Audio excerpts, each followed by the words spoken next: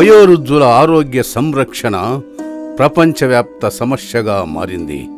ఎన్నో దేశాల్లో వారి పట్ల నిర్లక్ష్యం రోజురోజుకు పెరిగిపోతుంది.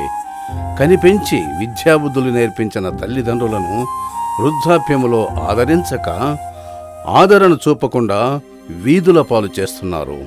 ఇంకా ఎందరో వృద్ధులు కన్నవాళ్లతో కలిసి ఉంటున్నా సరి అయిన ఆదరణకు నోచుకోక మౌనంగా రోధిస్తున్నారు.